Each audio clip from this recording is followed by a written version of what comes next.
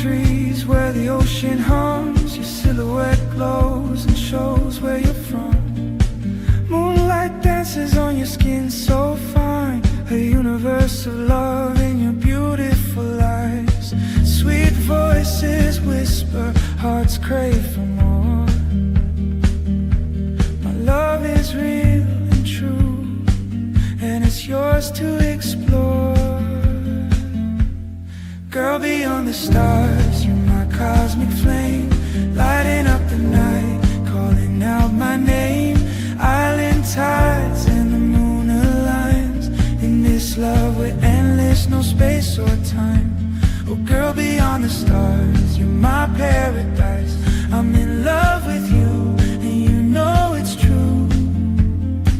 Your laughter's cute and soft like a melody string. An explosion of love, oh the joy it brings. Lucid dreams in the moonlight glow. Let's dance, my love, and put on a show. Hold me closer as our hips start to sway. Our love's a tide that won't fade away. Girl, beyond the stars, you're my cosmic flame, lighting up the night, calling out my name. Island tides and the moon aligns. In this love we're endless, no space or time. Oh girl, beyond the stars, you're my paradise. I'm in love with you, and you know it's true. What is up, everyone? Welcome back to another episode of Aloha Friday, and happy Aloha Friday, everyone.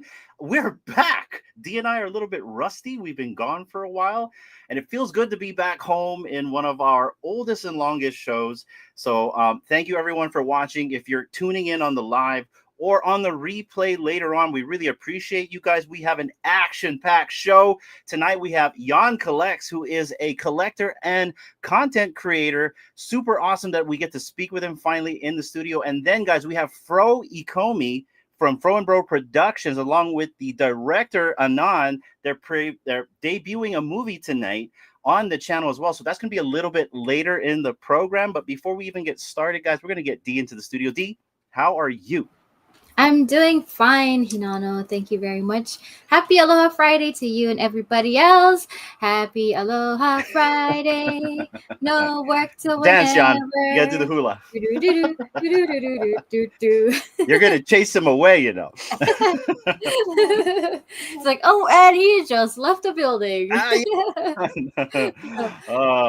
How's it feel? We're back, Dee. We're back to our old show. Yeah, we're back, and we have little Chewbacca over here. Is the kid gonna go and grab him? Yes, she last minute came and said, "Mom, can you hold him? I need to go make a milkshake." Got you. Okay, she has so priority, she's getting guys. her beverage, and then she'll come and get the little producer dude here. But hi, yeah, it's good to be back on Aloha Friday. And get to talking with Jan. That's gonna be a good one. So he agrees as well. But how are you, Hinano? I am really good, guys. It really feels good to be back. I've been a little bit under the weather. Shout out to the biggest bro. He has pretty much taken over part of the reins here, and it was really nice of the entire team, actually. Big Bro and Raven taking the reins last week while Dee and I were gone. Our daughter graduated from elementary school. She's going on to intermediate. And then also I've been a little bit under weather, and I've also been really busy at my IRL job. So shout out to the team for, holding the place down while we've been gone. We're going to be going through some transitions, guys, in the next couple of weeks to months. So stay tuned. There's going to be some changes. You guys see changes already, and that's good stuff. We like that. But anyway, before we get our guest into the studio, guys, we will be right back after this commercial break.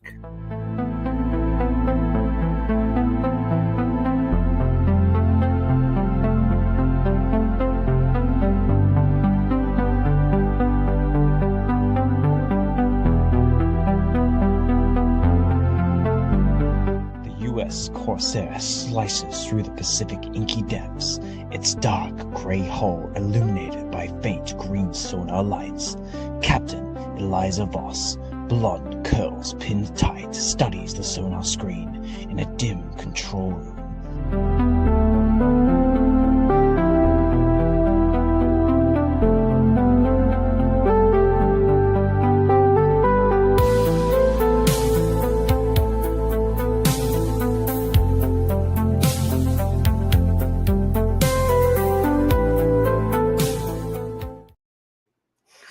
That is Oz you hear, guys. As I said earlier, if you guys watched our previous show, Future Watch, I wrote a comic book while I was actually making a movie. So concurrently, I did two things at once. So yes, we are doing a new thing here soon called True Stories. And what you saw there was just a little sneak peek of what we'll be doing here at the media group in terms of the things that we will be providing as in content. So True Stories is a real thing. It's something that will be happening in the near future, soon.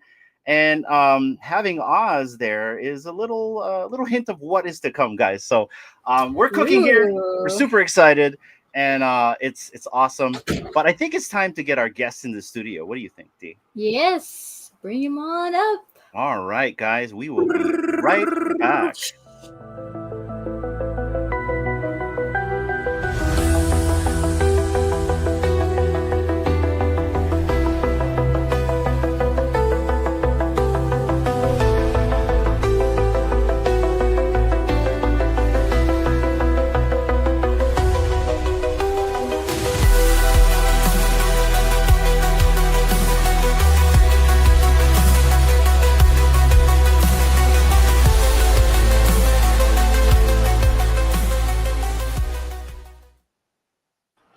Ladies and gentlemen, Jan collects, and also Andy has returned to the studio. Froikomi, what is up, guys? It's good to see you both. We'll start with you, Jan. Good to have you here. How was your trip to Hawaii? Great so far. I mean, first of all, thanks for having me, and good morning from my side of the world. I'm really looking forward to this, and I'm excited about the discussion we will have. That's right. It's actually Aloha Saturday for him, guys. Yeah, So happy definitely. Aloha Saturday to Jan. He beat us to Friday. He's already had his He's Friday. in the So future, man. yeah. And it looked like you didn't get a lot of wetness on you from the Pacific Ocean on your travels here, but really awesome to have you here, Jan. And yes, we're definitely going to be getting into some stories tonight, and I can't wait to dig in with you. But also, guys, we have Fro Ikomi here from Fro and Bro Productions. What is up, Fro Ikomi? How are you? Hey, what's going on, you guys? Hey, Dan, what's up, brother? Hey, D, good seeing What's you up, again. bro? And Anu. I know, Yeah, and your brother. hair has grown. Yeah, Oh, man. dude, it's like super long, and I'm just like, No. what do I do? I throw a hat on. I take mine off, but Yeah. I don't want to put you to shame, so want to lock it in right there. Good to see you, brother. It's been a while. I hope you're doing well, man. Thank you for joining us. How you been? Good. Well, thank you for having me back on. Yeah, I just wanted to just hang out, just be kind of like just on the sofa, doing my Andy role while Jan takes center stage, because tonight's all about Jan. So, yeah, let's go. Let's go. All right. And he's being very coy, guys. He actually has a key to this place. So he sneaks in once in a while and doesn't tell us. So, Yeah, he's always backstage. but yes, let's get into the meat and potatoes of tonight, everyone. Thank you for joining us. And I'm going to let Dee take the reins and ask the first question. Let's go. Yeah, so once again, thank you, Jan, for wait, I just gotta clarify because I want to say people's name correctly. Yes. Is it Jan or Jan or John? I assumed it was However Jan. you want to call me. Okay, I just went with Jan because in high school I had a music teacher and his name was spelled the same way, and so I was like, oh, I am assuming this is how you say your name. Yeah, Okay. that it is. Okay, very good. Oh, Yeah, I like to say people's name correctly. That's just me. But thank you for being here very early in the morning for you. But just want to get started with, finding out a little bit more about you. So if you could share with us and the people watching a little bit about yourself and how you first got started, like collecting, well, first of all, probably physical if you do that. And then we'll get into like the digital side. But give us a little bit about your journey into the collecting world. Yeah, obviously. As I said, I'm really happy to be here as well. But my collecting journey is quite short, to be honest, because I've collected Pokemon cards, as a lot of people have done in their childhood. So from 8 to 12 or so. And then from, let's say, 12 to the beginning of my 30s, collecting had no place in my life. Actually, I've collected nothing. And then the whole crypto and NFT hype came in 2021. I've heard Gary V talk about the importance of NFTs and the importance of like the big licenses coming onto the blockchain. And then I stumbled across Omi first. I would say a lot of people I talked to discovered Omi first, and so it's great to see that Omi finally got some love on the NFC Summit. And to be honest, first I was like, okay, that's a really nice way to make a quick buck, like the Omi side, the NFT side, because after, like, I would say 1.5 months after I've bought Omi, I've created my Vivi account. So there was a gap between buying Omi and getting into the collectibles side. And first, I didn't really know what it's all about, because I saw like not Amazing Fantasy, Marvel Comics #1 drop, and I didn't bought anything in the store. Nothing. I absolutely regret it right now, but I guess it's part of the learning curve. And then after a while, I bought a couple of pieces. My collection is not that big, I have to say. I have around 200, 230 pieces in total. If you compare it to other people with, like, I mean, we have in our German community, we have, I guess, 5 or 6 level 100. So huge collections, but honestly, I can't afford to have such a big collection. So I'm happy with my small one, and will definitely add a couple of pieces over the next years. And because of Vivi, I then got a little bit into physical stuff. Oh, okay. Interesting. Yeah, talking about the Pokemon cards, I collected some when I was younger, but not thinking like it would make me any kind of monetary value or anything. Just Definitely because not, yeah. I watched the shows, the cartoon shows after school, and that was kind of a popular thing when I was going to school, and I collected those with my brothers. But yeah, I never thought of like keeping them until I got older. And then Definitely not. obviously, yeah, and then obviously, like I when I graduated and I left home, like I didn't think to take all those with me. And well, of course, mom, she probably tossed all those away because, Yeah. I'm not there anymore. So why is she keeping it and just taking up space? So, but I like, mean, back then, it was not, for me, it was not about the collecting part. It was a little bit about the trading of nice looking pictures, I have to be honest. yeah. And then when I was like 14, maybe, I've sold most of my good cards to my neighbor for like €1 or €2 or so. So yeah, like kind of the same story as you. Yeah, and it's yeah, now when I think of it, like people have like amazing collection, and I'm like, oh yeah, I remember I used to have that. But yeah, you never think of those things when you're younger, and when you get older, you're like, oh, if I only knew back then like what I knew now, like, yeah, we would probably all be like making bank right now, but we're Yeah. not. We're here in the Web3 crypto space, still learning. So, what about you, Hinano and Fro? Like any about your collecting journey? I know we've heard some about it, but did you kind of want to give your insight on what Jan shared with us about his collecting? Yeah. Pro, how about you go first? You sure? You're the host though, man. You should go first. No, But you you're go. wearing the legacy hat, So Oh yes, access. Yeah, go You ahead. got Fro. me. You got me. I'll go first. Yeah, I'm a collector of all sorts. I got coins, stamps, action figures. I think maybe 5 when I first started with GI Joes. I mean, yeah, I mean I'm all over the place, so I don't have a niche per se. I just collect what I love or what I like. Nice. Yeah, for me, I'm kind of a nerd here, Jan. Growing up, comic books was my big thing. I loved comic books, and I stopped in the '90s because it wasn't cool to collect comic books in high school and get a girlfriend. So that's kind of when I stopped. Yeah. And I never got back into collecting until I got into VV. But before I even bought anything in VV as for collecting, I kind of was here for the value proposition, trading PFPs, as you said. And then over time, that kind of went away because, market was cooled down per se. But what was cool about that process of kind of like going away from the trading part to the collecting part was in real life, I started to collect as well. My family started to collect. We started collecting as a family.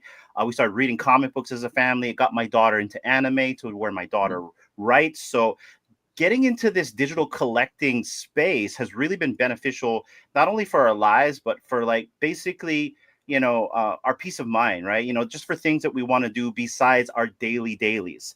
And so for collecting, for me specifically, I really started getting into this stuff. Like I'm a person that likes to collect anything. Like right now, Jan, I've got a bunch of crap right in front of me. This is how bad I am. I'm a big person of spaceships. I love spaceships. That's why there's a ship in the background. But for me specifically, for the digital stuff, like it became natural to me to collect this stuff because I liked it. I like comic books because I like to look at the covers. I like to read the books too, but sometimes I just buy books just because they look cool.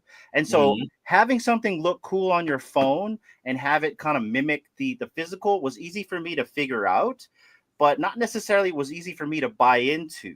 So my question to you is, what was that pivotal point where it clicked in your head like, I can collect digitally? For me, honestly, like the thing that it's now because of blockchain and NFT technology, like the first time in human history possible to definitely own something digital. That was the key point for me. And in terms of displaying and stuff, I'm totally into the VVverse. I love to showcase my stuff there. Yeah. Yeah, no, and the VVverse is cool because it reminds me of an old sandbox game I used to play called SimCity.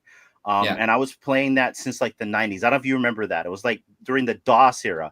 And so when the VVverse launched a couple months ago, it was very natural for me to go in and just figure this stuff out. And for me, I'm very patient in terms of trying to build something because when you're trying to build something, it's really your creative mind comes out and you never know what you're going to make. So I'm with you on that with the VVverse specifically. And how I really look at the VVverse is this is a potential to be like a MySpace 2.0 if done right for collectors. And so my big thing for collectors is when I was growing up, Jan, collecting and playing with comics or playing with toys was not cool here in Hawaii. I don't know where you're at, but it wasn't cool here. You would get teased, you would get beaten up, and it was not cool. So we had to go somewhere where we were safe, and that was our local comic shop. That was like our sanctum. And so now these days, not a lot of kids know where to go. They go and hide in chat rooms. They go hide in Roblox. So if we can give them a construct for social interaction where you can build, you can interact, you can play, you can do games, you got something there. And for me, the VVverse has the potential for that. What do you think? Yeah, definitely. I mean, I would say if you start building in the VVverse first and you start with the empty space, I mean, you definitely need some time to figure all that stuff out. I would say like the first 4 to 6 hours, I was just trying to wrap my head around how everything works with the coordinates and all that stuff. But after a while, I mean, you get used to it, and then I think it's really fun. And also, like if they manage to make the VVverse even more social, because obviously sometimes you meet 1 or 2 people in a space or so, but to make this a huge success over the time, in my opinion, there need to be even more social tools and ways to be able to interact. Josh from Collectors Gone Digital, he said once that he sees the VVverse as a building tool right now, and I would say I think the same. Yeah, that was my first space I've tried. I mean, I have published another space, like some electric one with a lot of this one. That's the newest one I've created. That's a little gallery, and compared to like my first space to now the second one that is public, a huge difference honestly, a huge difference in the quality of the building. Yeah. No, and also, sorry to interrupt. No, go ahead. And also, I think the mobile version could be crucial for the success of the VVverse. Depends a little bit on how they're doing.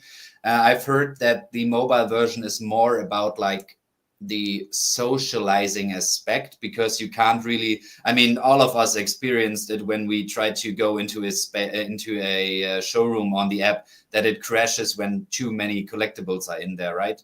Yeah. Or is it just me? No. Yeah, No, it's trust everyone. It's all of us. Yeah. Yeah. So and that is. Sorry, go ahead. No worries. I'm just in a mood right now to talk a lot. No worries. Yes, go ahead. I think if they managed to make it accessible through the phone, so that you can actually display bigger showrooms with maybe a lot more collectibles in there, that would be awesome. I mean, I think they will get there over time, but yeah, I'm excited for the mobile version. Yeah, that's what I wanted to say. And you gotta please excuse me, I'm good at cutting people off, so that's a norm here. So if I cut you off, my Totally bad. fine. But where was I getting at? So essentially, I agree with you in terms of the app. I think it's a pivotal point for this construct, because once again, if we can interact through the app with each other, or vice versa, app and PC, then you got something going there. You have people want to have conversations. We're having a conversation right now. We're wondering what's going on in Lisbon. We're watching all of these videos. People are partying. They're having a good time. People are on live streams. Imagine doing that through the VVverse. Having like a space through the VVverse, having live streaming through the VVverse. And I know in other metaverses it's possible for stream boards and stuff like that. And I also understand we're at like maybe 1.1 or something. I say 1.1 because we're way past 1.0 now. And, you know, if they can launch this, not necessarily perfectly, but like streamline it to have the masses come in on a phone, then you have something there, because not everybody wants to sit at a computer. This is not like maybe the early 2000s where sitting at a computer at MySpace was the only way to be on a social media platform. Everyone's on Facebook, X, and, you know, it'd be so cool to be like, hey, yo, so you know what? Let's get off Facebook and let's go on VVverse, right? Yes. You see where I'm getting at? Yeah, definitely. I mean, the only time I'm on my PC is in private is for the VVverse. Otherwise, I don't use my PC. And obviously, like for work, I use my laptop as well. But in private, I only use my PC for the VVverse. So yeah, the mobile version or the mobile VVverse would be great to like easy access for people. Yeah. Yeah. Now, I want to shift a little bit in terms, since we're talking about virtual worlds. I'm a big believer in the creator economy. You know, a lot of people spoke about it. David's talked about it. I've heard other CEOs from other projects speak about it as well. And it's a real thing. I see it right now. It's live and flourishing at the moment on X. You see space hosts doing this stuff. You have projects out there. There's people like us creating content, right? And whether you're monetizing yourself or you're doing this just for your own hobby, you know, there's people out here making content. So when it comes to like that creator economy, and I'm specifically honing in on the VVverse, what do you see the VVverse in terms as a tool for the creator economy? Where do you see it going? or where would you like to see it going, and what would you like to do in the VV-verse from a commercials perspective? Great question, by the way. I think long term, a lot of work will shift because of AI, robotics, and stuff to like to being part of a social community. So if you add value to a community, you should be compensated for that, is my opinion. Because as I said, I think a lot of jobs will just disappear because of AI. Obviously, there will be new jobs and all that. I mean, we've all seen that with the revolution of technology. But yeah, that's my point. And in terms of the VV-verse, if they manage to give us more tools where we are able to build like actual games. I mean, yeah, there are some games out there and they are nice for the moment, but those are not games that will have like Lasting stains. effects. Yeah, exactly. That the games are too easy right now or too simple, I would say. Nice games, but too simple in my opinion. So we definitely would need more tools for creating games. Just think about it, how some people, what kind of amazing games some people will build if they have the tools for that. I'm currently building a space. I call it my YouTube channel is called Collectively, and so I call all my spaces Collectively. Collectively Villa, Collectively Quiz Space. That's the next space I'm building. I'm building a quiz space where you can go in and do some kind of comic quiz or something like that. That would be an easy way to like have a little bit more interaction in there. In my case, and also I want to host, like, when it's possible. Currently, it's not possible. But I want to like host open Q&A sessions. So the stuff I do on my YouTube channel, I mean, you could essentially do the same in the VV-verse. So that for example, you guys come in my space and everyone who wants to join can join. And then we have an open Q&A session or so. Stuff like this I would like to do. Yeah, that's it for now, I would say. Yeah, and there's some people doing it already. Like Josh, obviously he's doing it. And I'm loving the content he's been doing with the AR and touring the worlds. Yeah. But then you got like Osmond Collect 63 with Get to the Comics, and he is now actually he's got a space in California Comics where he actually does his readings. Yeah. And even California Comics itself, like that is a bona fide business in there. And obviously Daniel is such a nice guy, by the way. He's really nice. Yeah, no, super. I think we had him on like maybe 1 or 2 episodes ago, but like just to have that type of template for what can be possible in the future, because right now, obviously there's some massaging to make this type of, not necessarily a full-fledged business, but a business in potential to actually hit the ground running for the masses. But for right now, because we're all in it and we know how to like interact with his store, I think it's just something very phenomenal because nobody's doing it right now. And it's all about, for me, like who's going to try to like push the needle with the tech. You already talked about the tech. AI is already out there. I completely agree with you. And I think it was, who's the CEO of NVIDIA? He was being very nice where he was like, oh yeah, AI ain't going to take your job. It's like, no, AI is going to take your job if you don't utilize AI with your job. Yeah. Or if you're lazy and you just decide, nah, I'm fine. I think accountants might need to get worried here. If you're a plumber, I think you're okay, right? Yeah, I think so too. at least for a long time before the robots do that job. right. Because Tesla bot starts working on a pipe. Yeah. But no, I agree with you, and I think the integration of tech in the VV-verse. This is kind of how I look at it, Jan. I look at it as the metaverse is just, and people have said this as well, not just me.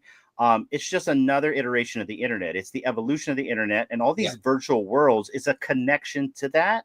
And what I would love to see for VV is, you can have your walled garden, but have that interconnectivity to be able to like connect from VV-verse to like maybe, I don't know, another world here, maybe the Decentraland or something like that. Have that cohesiveness to where, okay, I can go play around with and hang out with the VV fam. And then later on, I'm going to go and warp here to my Decentraland people, right? You know, and have that synergies. And I think over time we're going to see that just kind of like how it is now, iPhone and Android. You know, Yeah. people can choose what they want, but at the end we need the cellular network to connect. Make sense? So, yeah, FroBro, D, you guys can jump in. I'm talking too much, so That's what it's all about, just talking. And if you have an idea or want to spitball something, go for it. Like for me, regarding the VVverse, I am not a builder. I don't like really set time to do that.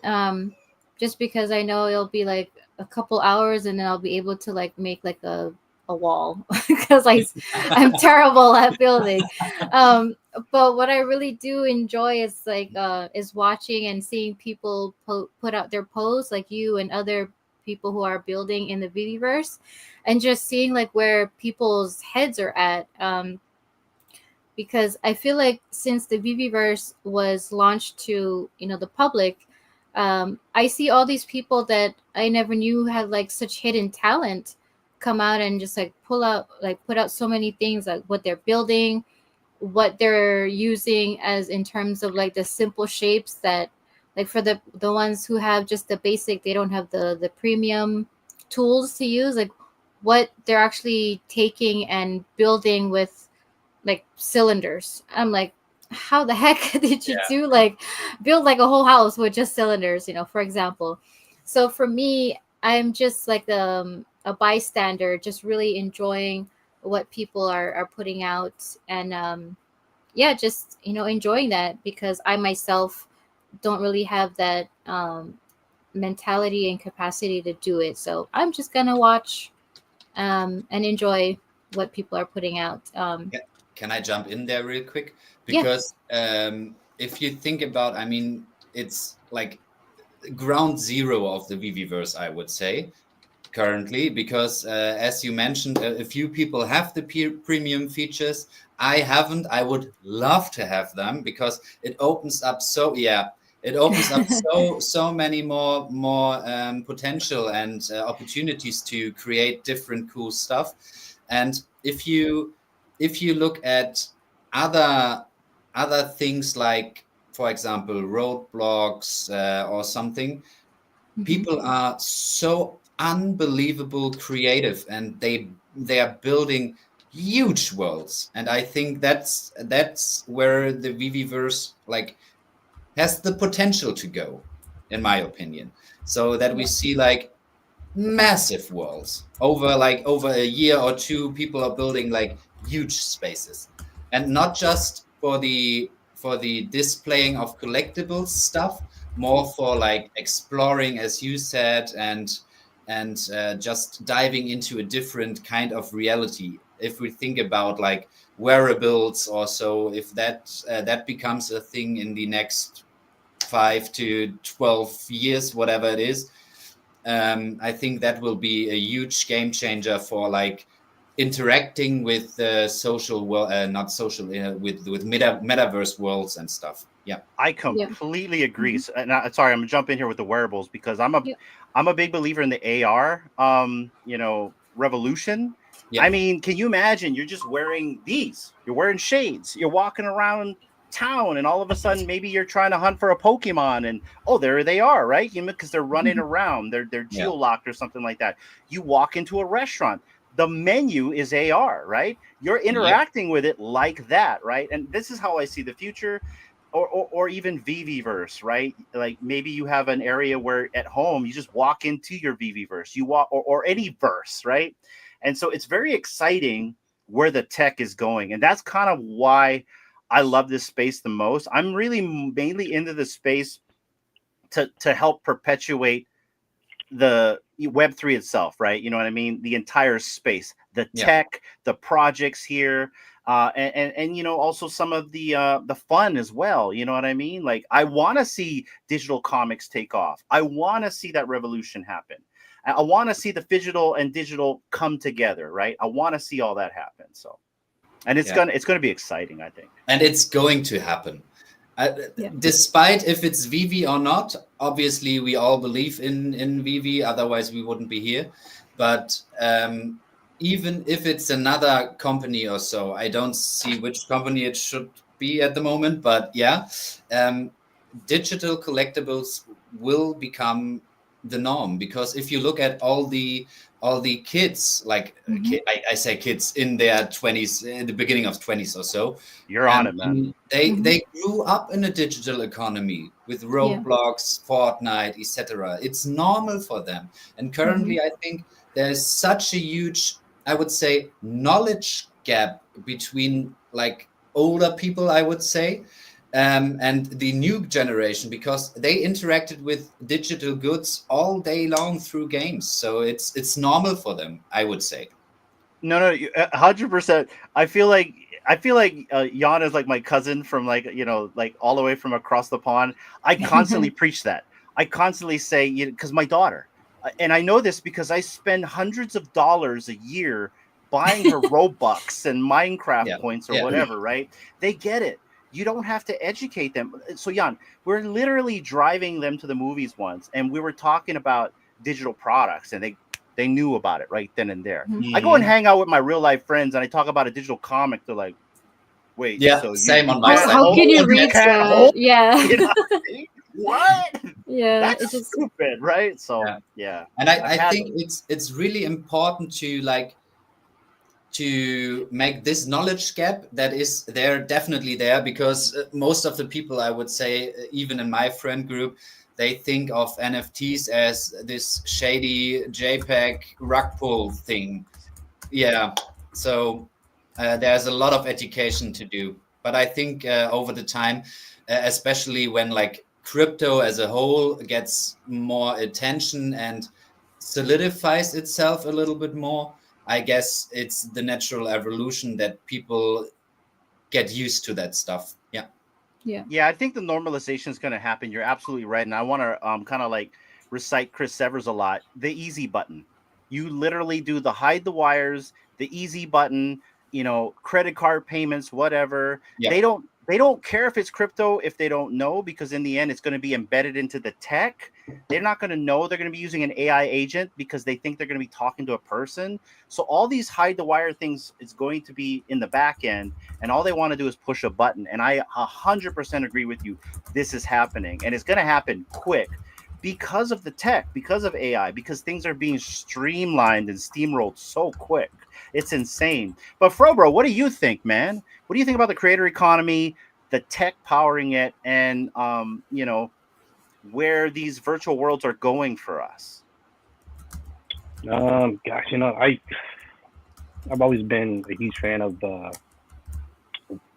wanting them to all interconnect somehow, right? Like, I mean, isn't that a possibility where you could, like you mentioned before, be in the Viewverse and maybe jump to Roblox or something like that, right? I mean, I had that talk. Who did I have the talk with? Might have been with Anon over whiskey and, just hanging out one night. And this is right when, I don't know if you guys remember when Disney came out with their own kind of Disneyverse, and they had that little partner statue in one corner, and everyone thought it was going to be integrated with the VVverse just because of you remember, Jan, what I'm talking about? Yeah. Yeah. So, and at that point, we were like, oh, dude, it's happening. Disney's going to create their own kind of metaverse, and then it's going to somehow integrate with the VVverse. And I mean, they hinted on that at the NFC summit, right? With the Shopify, and if Disney is doing a kind of metaverse, that would be maybe possible. I mean, currently it's totally speculation, but why not? Yeah, why not? Yeah, true. And I think it's what you said, Jan. It's all about the normalization of crypto and the underlying tech of blockchain. And it's happening. I mean, at least in the US, the normalization of crypto is happening as we speak, at least regulation wise. So yeah, I see in the next, I don't know, not even like a year, maybe in the next 8 months, we're going to see this change, or at least that's how I see it on this side of the world. What do you think, Dee? I agree. I mean, there's this convenience store, I guess, little gas station in town, and this gas station is owned by a Chinese guy, right? I think he's Chinese. Korean. I know what you're talking about. Korean. Yeah, so and they have like whatever space there is in the little shop, he fits in everything, like random stuff. And so right when you walk into this gas station convenience store, the first thing you see, and this was maybe a few years ago. No, it was Couple years last year. ago. It was Was it last year. last year? Yeah. Okay, I thought it was longer than that. But right when you walk in, there's a Coinstar or Bitcoin. It's a Bitcoin machine. Yeah. Just like randomly. And it's right, so it's right next to fishing poles. Fro, you've been to Hawaii, and right? Muumuu dresses. Muumuu dresses, and then there's like the fishing stuff, and then you got like maybe like toys, and then you got like the vape stuff, and then they cram this Bitcoin machine right in there. But the funny thing is, slowly people are adopting it. I mean, you buy the Bitcoin there, it stays on that exchange, and you just hold the receipt, right? And you hold that, and that's your Bitcoin. But it's getting normalized to where, because we live in the Big Island of Hawaii, and so this is kind of like the last island in the state of Hawaii that's more of like country. And so for us to have a Bitcoin machine is kind of big, you know what I mean? Yeah. But not just one Bitcoin machine. There's like 20 of them on this island or more. Because now that I go to a gas station in the middle of the sticks, there's a Bitcoin machine. Yeah, there's a Bitcoin. That's huge. I mean, I haven't seen one in Germany, so really, you are definitely ahead. Go to a gas station in the middle of the woods. Yeah, you'll probably find one. But yeah, I mean, I see people like walk past it, and it kind of looks like an ATM machine because I've seen someone try to get money out of there until they realized it was like, for Bitcoin, and they're so like, funny. Oh, but. Yes, I don't know. I think people are just used to it as being like kind of an eyesore, and they just like walk past it, not even realizing what it is. But no, I think so. Like within a few years, even like more people in our own real life here and our friends and family will probably start getting into crypto in some sense, especially. Yeah, go ahead. Sorry. No, go ahead. No, you're good. This is normal here. You're fine. Okay, fine. Yeah. I guess it will be for some.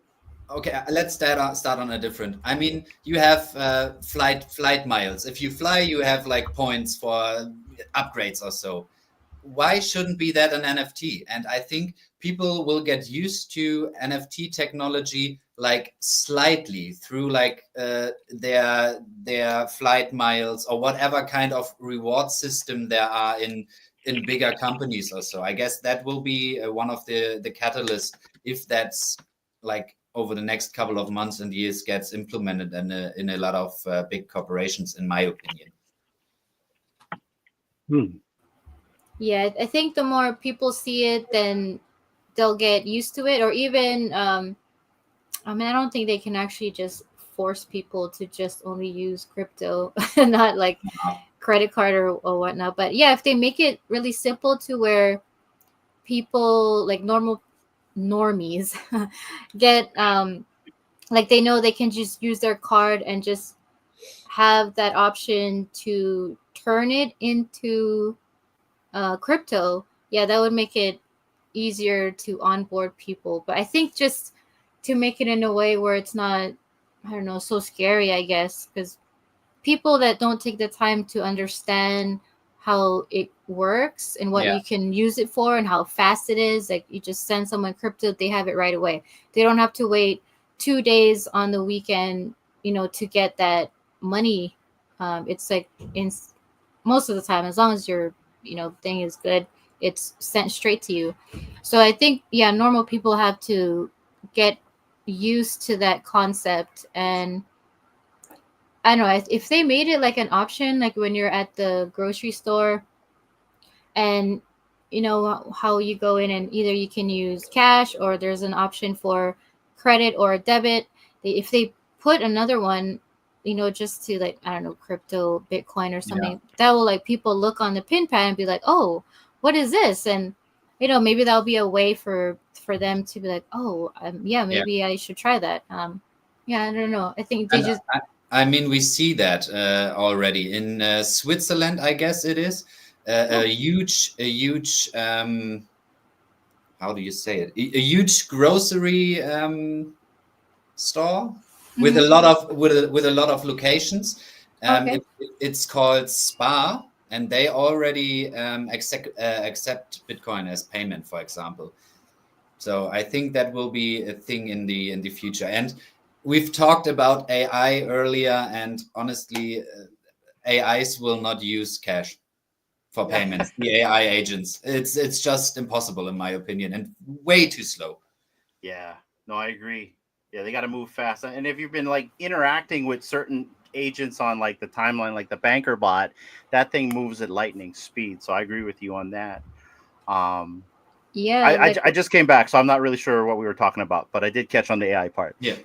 yeah, just making it easier for normal people to be able to like get into using crypto by Mm, making it less scary for them. yeah, And yeah, what Double Quill said, it's way easier to get crypto than it was 3 years ago. That's for sure. So yeah, I think the more it's more publicized, and they see like big brands on TV when there's like a commercial. I think that's what will like because people watch TV like most people in the world watch TV of some kind, and there's ads, commercials that pop up, and yeah, the more you see it on your screen, you're gonna be like, what is this crypto thing? And yeah, from there, I think that's a good starting point for them to actually go out and learn about it. If the celebrities are using it, they want to be cool too, right? If like I don't know, Michael Jordan is using it, they want to be like their favorite basketball players, or just an example. But yeah, I just think that the more we see it out there, people are gonna um, be more accustomed and willing to get into the space that we are now. And that's where the onboarding of the masses will happen. They're all gonna come flooding in and want to be part of the digital space that we're all in, and they won't call us crazy anymore. But I mean, anyway. who cares? Who cares if we are right in the end? If If when we're right in the end. yeah. um let's see right here. let's Vibe said see. it will take time, more regulations. Companies also need the understanding and infrastructure to handle crypto payments, etc. I completely agree. And the thing about the infrastructure, it's kind of already in place. A lot of people have been building. And I think over time, the normalization will come because this is where everyone's headed. Whether they know it or not, everyone is headed to blockchain tech, in my opinion. So it's coming.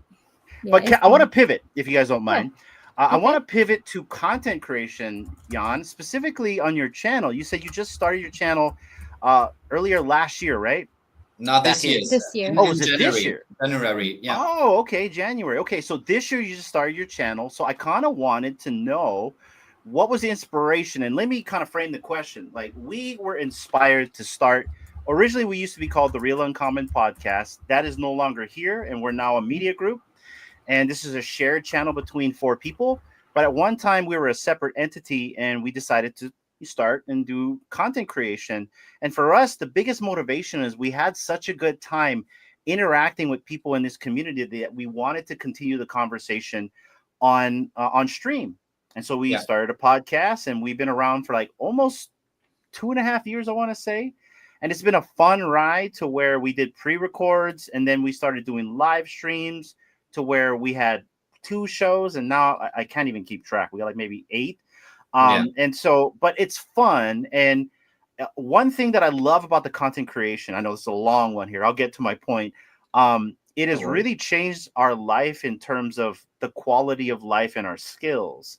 Like for me specifically, I was never afraid of talking to people, but like you'd never catch me on camera, Jan. I'm like in my mid 40s, and I should Mhm. not be sitting here talking to a camera, with a microphone and all that stuff. But I'm here, I'm hanging with you folks, and I enjoy this space. And so I kind of wanted to know what motivated you to start your channel and what continues to keep you here to create the content. So first of all, great question. Um, Back in 2021, when I came into VV and the crypto side and all that stuff, I've consumed a lot of content creators. I have to admit it. I was one of Cavell's Moon Boys back then. So I watched him too. yeah. And I also watched a lot of other channels. And then in October last year, I've been to a German VVFam meetup, and I got lucky, and I won a gold and silver logo. So that was a huge day for me, honestly. Pure luck, but huge for me. Yeah. And that was the moment where I was like, yeah, okay, now you have to add value to the community. That was like the point where it clicked to me. But the amount of, or the value I could provide was not in collectible knowledge, because as I said earlier, from 12 to 30, I just to make clear, I had nothing to do with collecting. So I don't know much about collecting. So if you are looking for like deep collectibles insights, my channel is the right place for you, but because I have the right guests. So my channel is my own learning journey through interviewing people who have a deep understanding in the collectibles world. Yeah, and that's like the idea behind the channel. And obviously, I do a little bit of VVverse stuff, a little bit of videos I wish I had when I started back in 2021, that kind of stuff. But overall, the channel is there for my own education and also for the education of my viewers, because I think a lot of people come into VV and don't know about like the whole collecting world, as I don't do. So I want to be a channel where like everybody gets like kind of their answers answered, if you can say it like that. Yeah. And what you're describing to me is fresh eyes through your eyes. Yeah, and, exactly. And I want you to know that there's relation here, because so Dee, she does another show with Big Bro and Raven, and they just got into collecting comic books and reading books, not necessarily for the first time, but on a regular basis. So they're like you, fresh eyes. They're literally learning the hobby with fresh eyes, and also presenting the hobby to people, in a way that's a visual aspect to where it's entertaining, it's fun, it covers specific drops. They cover a lot of VV and Candy. And it's good for the community because, again, you said you're creating value. I 100% agree with you. I try to. Yeah, you are. Yeah. You are. And that's the thing. Like, I commend anyone that's up here, especially if you're on YouTube showing a camera, right? Like, it's really hard to get up on a YouTube channel, show your face, and then dox yourself for the whole world, right? Anybody can take a picture of you, and next thing you know, you're on a freaking bathroom stall. And so I always say that, like, I commend anyone for being a content creator and showing your face and then doing stuff like this. Like, the visual aspect, it's actually a lot of work. You know this, right? Whenever honestly, I totally underestimated how much work it is. It's a lot of work. Yeah. Yeah. And especially if you're doing edits, right? Edits are even worse because that one, you're literally doing cut, paste. This is why we do live streams. But even with the live stream element, like, you have to talk and you have to provide content. You just can't sit up here and just, stare at people, right? So I commend you for coming up here. And even like people that do spaces, I don't knock them out either. Even spaces, that's a lot of work. You have to come up with content, and there is no visual aspect in spaces. They don't have a chat where you can actually interact with them. They got to look down on their phone and see bubbles, right?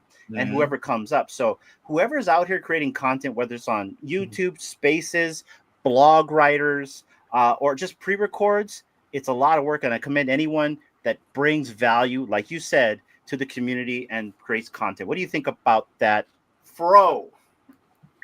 Someone who brings zero value to the community. I don't know, man. I like watching everybody else.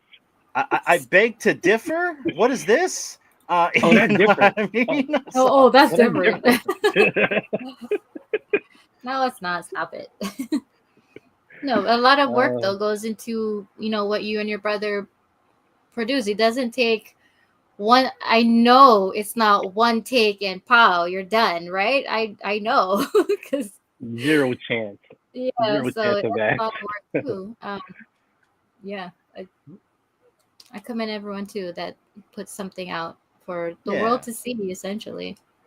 And I love that. I love the format and direction of your channel. I love your channel. I remember when you first started popping up, I'm like, oh wow, who's this guy? Hmm. And I remember seeing you on the Hmm. timeline. You did some live videos. You had some heavy hitters right at the beginning, and that was Hmm. great. And then you did your VV verse, and I loved your VV verse because it was really cool because it was just like an open gallery in some type of like ether type of world. Or it reminded me of, if you ever watched Thor #2 with the ether, it kind of reminded me of like that type of realm, right? But um I kind of want to know the inspiration for your creativity in terms of what you do with your VVverse. You talked about your channel, you talked about the mission of your channel and why you do it, but let's talk about the content. Let's talk about the type of content that you like to create. You like to do interviews as well. You like to interview collectors, and you also like to do VVverse content. Let's talk about that.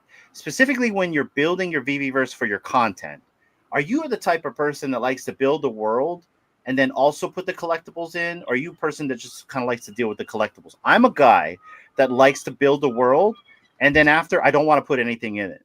So Just to make sure, the question is for me or for? for you, Jan. Okay, perfect. Yeah, Yeah, yeah, I want to just add one thing to the journey of the channel. What I think it's really fascinating in like the whole community aspect of the VV fam, and obviously through the channel, you get in touch with so many different but at the same time like-minded people, and I really enjoy that because if I've only been to German VV meetups so far, but if I take a look around, those are amazing people I would have never came across if not through VV, and that's something I really admire about the whole community aspect of VV and stuff. Yeah, that was just one thing I wanted to add there, yeah. and in terms of the VVverse, the question was if I'm building and then don't put anything in, or Yeah. So basically, when you're making content for your VVverse, are you the type of builder where you like to build a world but not necessarily put the things in it? Or are you the person that likes to deal with the collectibles more than the building? I'm a person that likes to build worlds. Like I'll spend like 3 days on a world. Like I built a comic vault, Jan. It's a Mhm. beautiful comic vault with no comics in it. Yeah, yeah, but I get But it's it. a I get nice it. building. Yeah, yeah. So I think for me, the problem is as soon as I put too many collectibles in there, my laptop can't handle it. Mm, So it's totally laggy and stuff, and then it's not that cool. But I'm more on the side of yours. So I'm building, in my opinion, cool stuff, and then I put a few collectibles here and there. But more because of the technical issues of yeah, the speed and stuff. got you, got you. Yeah. D, you want to add anything? Um, it's for another thing I wanted to talk about after, so I can wait until we get Okay. to that one. Yeah. Okay. So to kind of close this up, because I really wanted to like know about the content and stuff like that. Anything you can kind of tell us on what you will be cooking up sooner or later, so the fam can kind of look forward to it. I mean, I'm always trying to have like interesting guests on my show. So we discussed earlier, you will be on my show, and I'm really looking forward to that. And 100%. I have in the next couple of weeks an interview with Daniel from California Comics coming up. That's Sweet. already pre-recorded, but I need to cut it. And as we discussed, it's kind of quite a lot of work. And Yeah. I mean, we all have lives besides that hobby VV.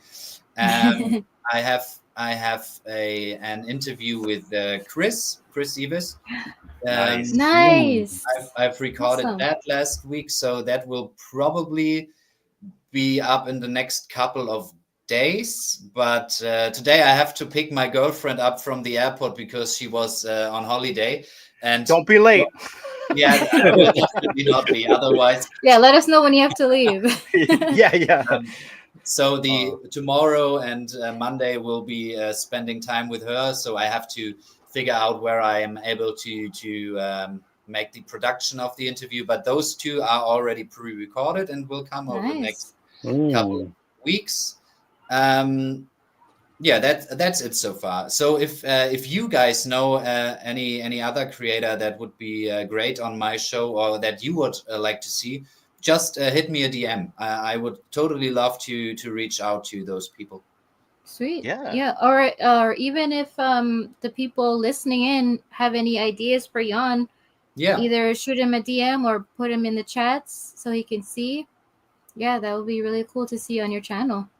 And obviously, I'm hoping to get some of the team members on my show sooner or later. We will see. Well, Jan, you got someone right next to you. You know, he's up here right now. He can't run away. He's like, wait, what, me? Yeah. If he runs away, I'll bring him back. The doors are locked, by the way, Fro. You can't leave. You're Anyway. not stuck here with us. Yeah. No, that's really cool, Jan. Really excited to see who else you bring up to talk, have conversations with you, and be willing to share their story. So I'm always looking forward to, even if it's like people I've interacted with, they also have, like, because we've talked with Chris before, and he has lots of stories, but I'm sure he has many different stories to tell you that we've never heard of before. And so I just like listening in on that, because depending on how someone asks him a question, he may think of something else, and then I'll be like, wow, I never knew this about so and so. So yes, amazing what you're doing, and I'm looking forward to seeing all that when you put it out. Can I say one thing? Can I say one thing? And Fro, you can back me up on this. Chris Severs is the longest interview this channel's ever had. 6 hours. Okay. 6 hours. Jan is like, yes, no.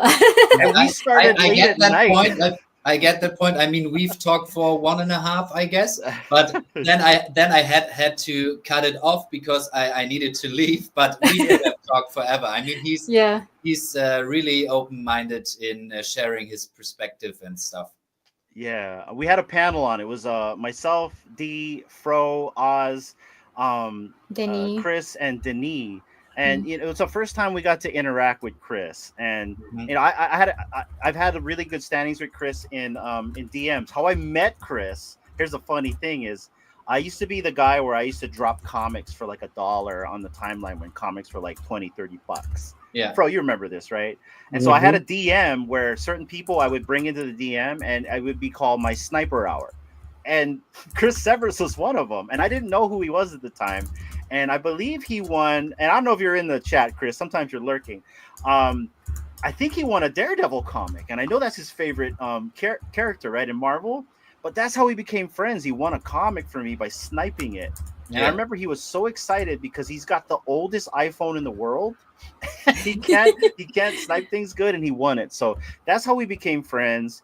And I remember we invited him on the channel, and we just started talking. And I think it was already late when we had him on.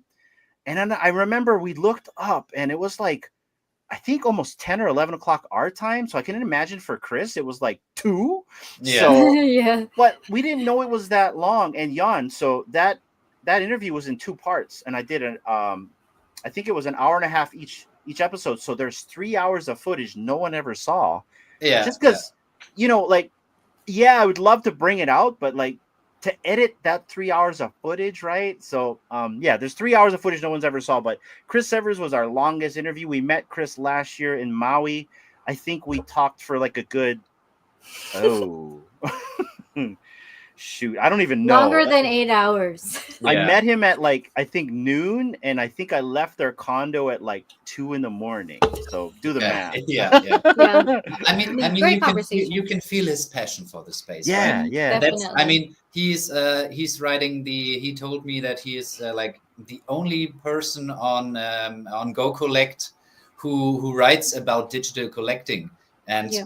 that like the people who own Go Collect always or told him, don't put out so much because the other writers can't come after you. Like, I don't know if it's the right wording, but I guess you know what I mean, right? They can't keep up. Keep up, Yeah, yeah. exactly.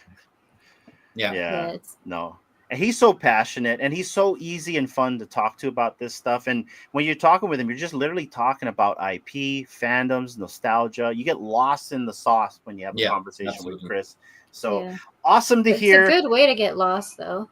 It is Yeah. a good way to get lost. And it goes back to what you were saying, Jan, about like you started your channel and you were motivated because you got to meet people for the first time. And we're in the same boat here. We like to meet people. We like to interact. We like to socialize. That's one of our biggest things. This show is really meant for a social experiment.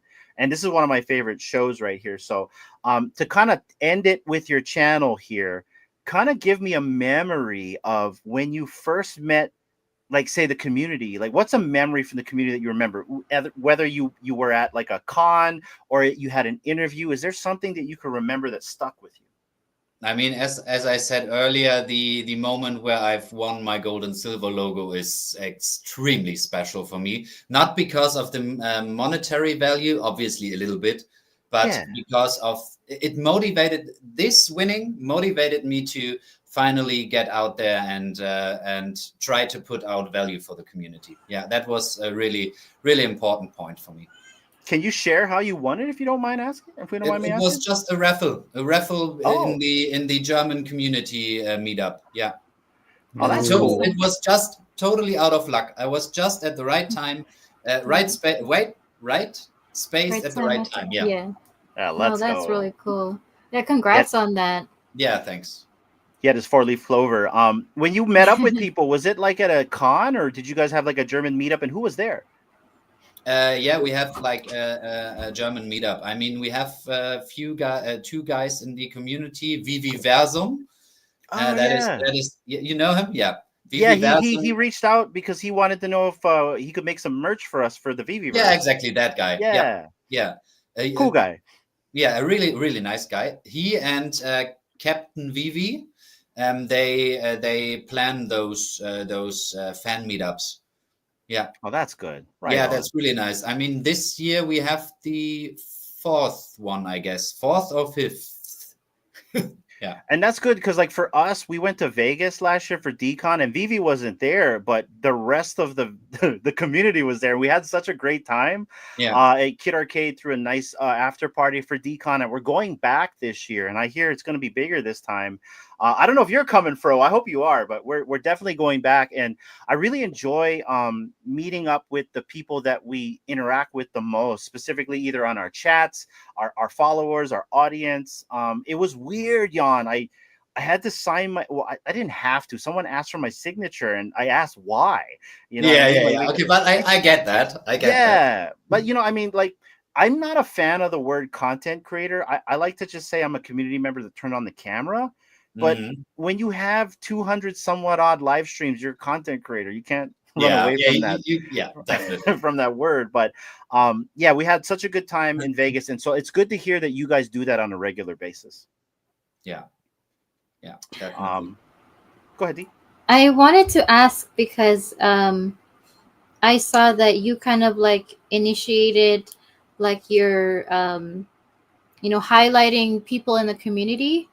Yeah. And so I thought that was really cool when I was scrolling through the timeline on X, and that's when I kind of started noticing your profile because you put out the community checkout. Yeah. So what was the because it kind of reminded me of when Vivi used to put out the spotlight, the collector spotlight, and so I was like, this is really cool that someone is continuing. I mean, I don't know if that's what inspired you, but I think that's like really cool for you to highlight people in the community.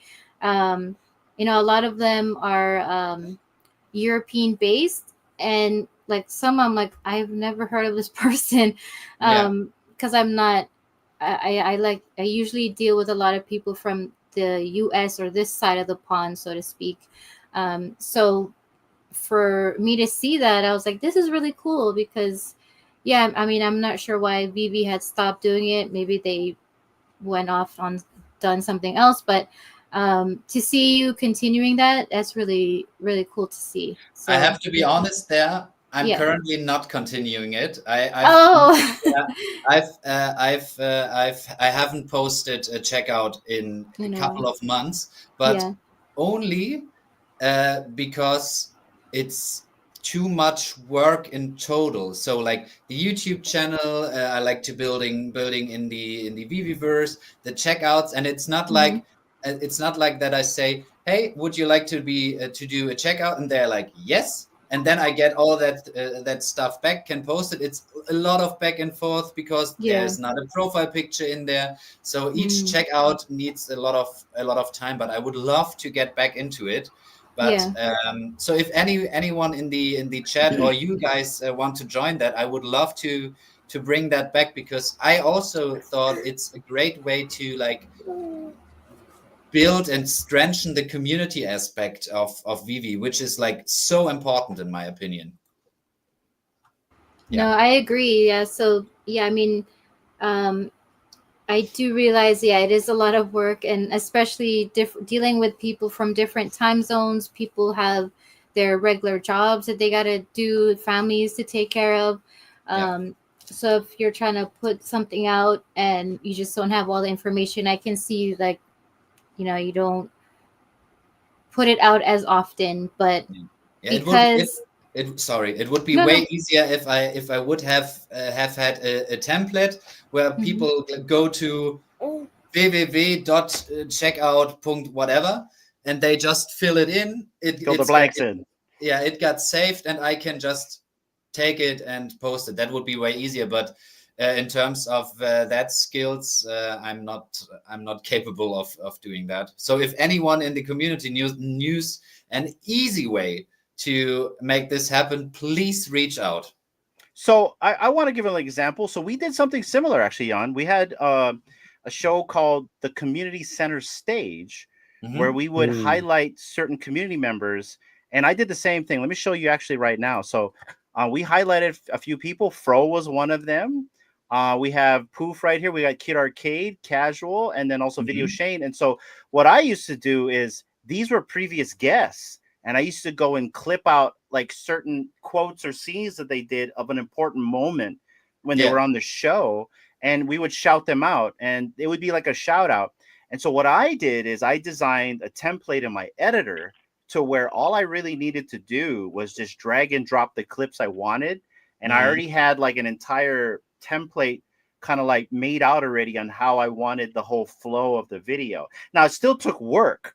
That's why I Yeah. don't do it anymore. And like and for the audience as well, because I've been asked like, hey, you had these shows, what happened to it? I'm like, you're testing the waters on things that you're creating to see if Yeah. people will watch it, to see if it'll stick. I don't want to say you're throwing noodles at the wall, but you know what I mean, right? You're trying to like figure out content. You're trying to create value. And so at one time we used to do the community center stage as well. And then I kind of gave up just because it's a lot of work and I've got 2 kids. Yeah. So yeah. But I love that. I love that. Yeah. Um, if you need any help with any of your stuff, please let me know. I can help. I will definitely Yeah. come back to that offer. Let's go.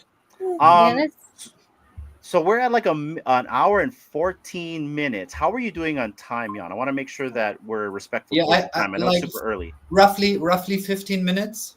Perfect. Okay, good. Because now we're going to turn the tables. We're going to allow you to ask us some questions now.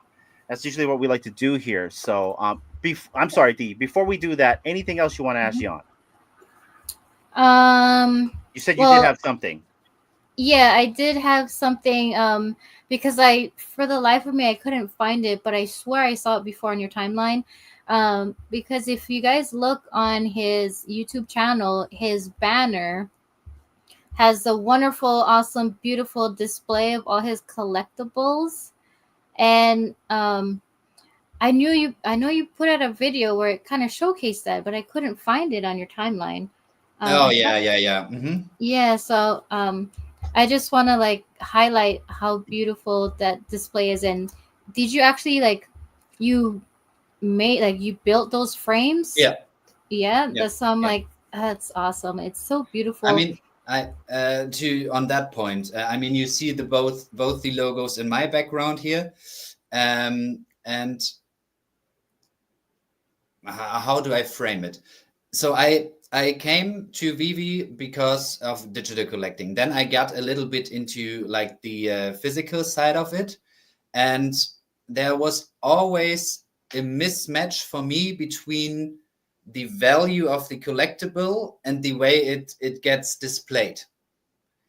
So I wanted to create like furniture for collectibles that are like, I would say, in comparison to the value of the collectible. Because if you, in my opinion, if you have, for example, a comic for a couple $100 and you just put it on those plexiglass holders, okay, you can display it like this, but in terms of myself, I want to display that stuff in like more high quality. And Yeah. also my girlfriend is way more open to let me display that stuff if it's in this kind of If it looks framing. cool. Yeah, Nice. yeah. So That's a win-win. that's a little bit the reason behind. And if now that we are on that topic, um, I first of all, I know if you haven't seen David and Dan got gifts from, yeah, exactly, and I want to like make these logos for the community as like a limited edition. So Cool. if I'm able to sell those out or not, but there of those logos, they all have a specific mint number, and there will only be just let me see how many I get away with from that logos. Only be 250 of that, Wow. and over the longer time, I will try to like experiment with like the furniture side of it. So I guess in a couple of weeks I will do a little Kickstarter campaign just to test the waters if people are interested in that kind of stuff. Yeah. Cool. No, that's awesome. Yes, please. Sorry, don't mind my son. He's No worries. making funny noises. He's motorboating. Yeah, when you put that out, let us know and we can, share it across, the groups that we're in, and have more eyeballs on it. Because yeah, that's really cool, and making them like personal, customized or personalized, and Yeah. just in that frame type of work is even more beautiful. And yeah, that's really cool. That's a great idea to have like your other half be more willing for you to have Yeah. those, because it looks really nice. It's not Yeah. just like a shabby looking thing. So It's Gucci. It's very Gucci. Yeah. Yeah. All right, Jan, I'm gonna flip the tables on us, and now's part of the program where you can ask us any questions. Yeah. Okay. So first of all, I want to know, because you've said in the beginning you pivoted from like your own channel to that whole media group. Yeah. So I would really like to know what like the long-term vision of that is. And I mean, obviously we all do that, the content creation, because we like it, we have fun with it.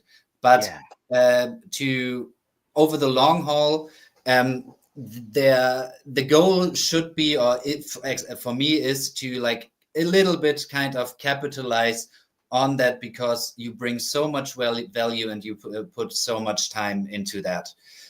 If that will happen, we will see. But what is like your long-term play with the whole media group? So essentially, let me give you an example of what happened first. So we used to be the Real Uncommon podcast, and the Real Uncommon podcast was mainly just an outlet for us, specifically for me, because for me, I'm a creative and I've got so much jumbling in my head. That's why the VV-verse, that type of construct, is perfect for me, because then I can let that out. Yeah. My wife can tell you this. I drive her nuts because I have all these ideas, and if my wife can't attest to this, I know Fro can, because I can talk Fro's brains off for 3 hours about an idea. So he knows that too. But essentially, after a while, that construct, or should I say that wanting to like create and try to be an outlet, it turned into enjoyment to do this stuff. Yeah. And so, you know, the podcast went from pre-records to live streams to interacting with the community to wanting to create value, create shows, to now we're monetized, to now we have a following. You know, if it wasn't for our podcast channel, we would never started an NFT project. We actually, a lot of people don't realize we have like maybe 3 or 4 collections out there. Oh, I didn't know about that. Yeah, yeah. So we do actually. By going down that route, we were able to start a community. We started a Discord. And I know, guys, I have not been in there as much as I should. Luckily, D and Raven are in there, but you know, stuff like that. We wanted to create more value. And then when we did that, we ended up interacting with people. We got to meet people. These people ended up becoming our mods. And then our mods ended up becoming our partners in this. And so the media group turned in from basically the Real Uncommon podcast turned into 2 people, which turned into a community. And then certain individuals in the community ended up teaming up with us to form this media group. Yeah. And so that's why we kind of shelved the Real Uncommon podcast. And so the media group, everyone wants to know what we're really doing here. And as much as I'd like to tell you guys what we're doing here, I am not allowed to say that because it's not my choice to say that yet. You guys will find out soon enough what we're doing here. But what I can tell you for the long-term vision of the media group is to provide value, entertainment, and content to the Web3 space. That is the main goal here, is to provide value and content. Now, how we provide that value and content, you folks will see. Now, I've been throwing little hints in there, like, you know, I throw promos, true stories. You guys just found out what that is. I'll give you a little hint on what that is. That is going to be a way or an outlet for us to present stories to the community, whether it's through a comic book construct, a short story blog construct, or content creation construct. That is how we're going to be doing it. We're going to be doing collaborations with people in the community. Osmond collects 63. He reads comic books. So that is going to be a way for us to provide content to the community. Same with True TV. That's going to be another way. I'm going to be making movies. In fact, I'll give you an example right here. If you don't mind, I don't know if you've seen this, but I'll play this real quick. This is a quick promo to kind of give you an idea of what we're going to be doing with True TV.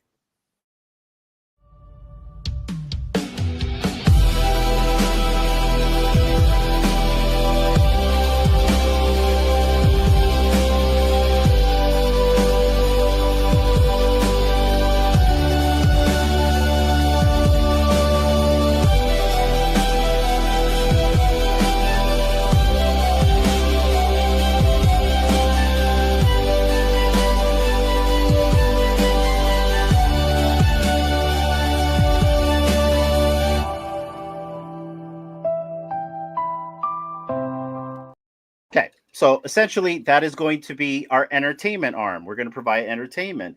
You guys are going to see we're using AI production to create production. You're going to see that kind of peppered throughout all of our shows, like virtual radio. You see it already there. You're going to see a little bit on Future Watch. And so we are literally going to be creating content. We're going to be like an entertainment arm of some sort. And you're going to see a lot of that coming out in the near future, in a few weeks or so. Did I miss anything, D? She's I have to go on mute with one hand. Okay. No, you did well. To elaborate on that, do you guys have like real life jobs that are in that field, or is it try and error? So I've never started something like this before until now, but I have done video production ever since I was in high school. So producing video editing, I've done since I was young. And so this is not new to me, but in terms of my real life, I'm in communications. I've been in communications for 25 years. I was a cable rat and now I'm a desk jockey. And so that's kind of where I get my technical stance from. I did a lot of programming back in the day. To now, I do a lot of service on key systems, public branch exchanges, IP switching, and all that stuff, and also information services. So Yeah. a lot of the tech side, it excites me, and so I'm in the field, and I try to now kind of take my real life and kind of incorporate it into the media group, and incorporate AI. I'm big on AI. There's a couple models that I work with that I've trained that's streamlined into our operation here. I've come up with a proprietary way to produce content that's proprietary to the 2 years that we've been doing content. When I mean proprietary, templates. And that is one thing that I constantly tell anyone. If you're going to do content, create a template for yourself so you do less work. And now whatever that means to you is really your definition of what I'm saying, right? For me specifically, I have a template for production, for writing, for brainstorming on Tuesday when people watch Future Watch. I gave a little crash course on AI production. I explained to people how I come up with the idea process and stuff like that, though. So for me, it's fun. It does take a lot of work, but you put in a lot of work to do less work. So if you put in like 8 hours to create something that now will only take you 30 minutes, well, hey, you're off to the races. And so that's kind of how I incorporate my real life job, the tech part of me, into what we do here. I hope that answered your question. Yeah, it did. Perfect. Any other questions? Yes. So what I'm really always really interested about is, like, first of all, how does your VV collection looks like, and then if we get a bull run compared to 2021, what is there a profit-taking strategy on your side, or is it just collecting as long as I can collect and I will add all the time? Because in my case, as I said earlier, I came to Vivi and Omi because I thought I can make a quick buck. Then I discovered the community, and now I'm here for the community. But if we get an NFT bull run compared to 2021, I will definitely take profits this time, because if I did so in 2021, that would be life-changing money for me. Yeah, and I want to know your perspective on that. So I never ever looked at Vivi as an investment, but when I came into Vivi, I definitely looked at it from the trading perspective because of the the value proposition that was going on at the time. There was a lot of stuff happening around the time. And so I got into that, and then now I'm into collecting. And now I don't look at Vivi as, for me personally, I don't look at Vivi as an investment. I have about 1,400 comics. I'm a comic collector. So and that's what, if anyone asks, do you collect on Vivi? Like, yeah, I've got a big comic collection. And I think I got maybe 150 or 200 collectibles. I mainly buy collectibles to put in the Viviverse. I don't buy it necessarily for any monetary value. I do own like a Todd, and I do own some grails. And to me, the one grail that I own, my grail is Fantastic Four #1, the secret rare.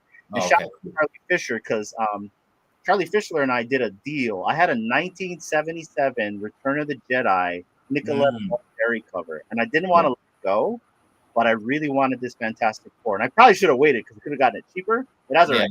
I did the swap. I was able to buy it. And to me, I told Dee, okay, this is it. Like, I'm not here to chase a gold logo. I'm not here to chase the partners. That's not me. I'm a comic guy. I really wanted Fantastic Four because of what they represented, because of that specific comic. So I have it. I'm good. I have my grail. I don't feel like selling it. For me, I'm not afraid to take any profits.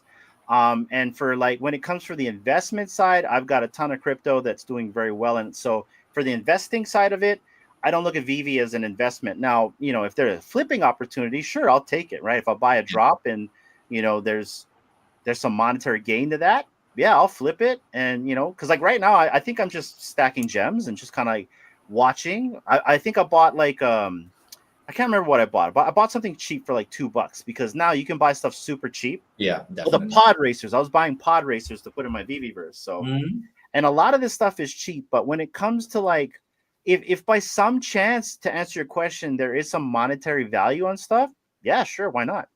I mean, why wouldn't I? I mean, and I hope the narrative comes back that NFTs do come back, and I think they will, but Yeah, I'm me not too. counting on it anytime soon. As far as I'm concerned, I hold Bitcoin, I hold the big dogs. I've got a lot of plays on alts. I'm big on AI, Mhm. and what AI can do. So when it comes to VV specifically, I'm really here just to kind of vibe with the community, collect comic books, and just Yeah. chill. Yeah. How about you, D? You flipping? If someone wants to buy my stuff for like 2 gems, yeah. No, for me right now, I mainly collect. Like, I don't have a big collection, but I when I do buy collectibles, yeah, it's mainly for our daughter who has her own space that she builds in the BB-verse, and so Cool. that's where the collectibles go for. Yeah. So she can be creative because she's all into building and all that stuff. And usually for me, yeah, I go and buy like the cheap comics just to have, because I was never really like a collectibles person, mainly because in the beginning I never landed anything Oh yeah. higher than a uncommon. So I was Yeah. like, okay, I'm not a secret rare, ultra rare person to be able to like flip it to get more gems to buy something else. So yeah, I mainly go now for the comics when they come out. If I want like a chance to possibly get like a higher rarity, then I'll like buy it on the drop. Otherwise, like when I see it in the market, I'm like, oh, okay, I can just pick it up for like 2 gems. So that's usually what I do. But yeah, I'm not here for the monetary value. Mainly just being in BB for the people, yeah, the community. And I know a lot of people say that, but for me, yeah, it's like the people Yeah. and seeing what they collect. But yeah, that's it for me. What about you, FroBro? I'm selling everything. That's it. I'm just flooring everything. I'm out. You lie So like rug. he cashing I out. do. I do. Gosh. Yeah. I've got stacks and stacks of stuff that I don't even know why I have stacks of. Like I just keep buying. I think if one of the stacks that I own, the prices do like take off, like kind of how they were, in January of like 2020, was it 2023? Um, yeah, I'd sell a few only to reinvest in what I really want. Like Yeah. like all my doubles, triples, quadruples, I'd sell to get um, set completions, comics that I've always had my eyes on. Just to get what I really, really want. So yeah, and I normally don't sell because right now it's so hard to go for a drop and then try to sell it afterwards because you're not gonna get your Yeah. money back.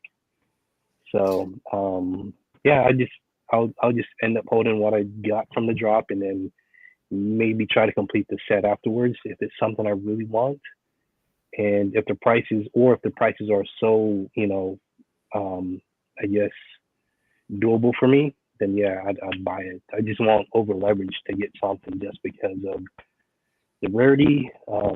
If I don't like the project, even though if it's, let's say, a mint of 100 or less, but if I don't like the project, I won't really try to buy that item just to say I've got this item that's super low mint, but no one else likes other than the guys that are chasing mints or just rarities. So, but yeah, I mean, I definitely sell. You'd have to take profits, just only to get into what you want, or always have your eyes on set completions.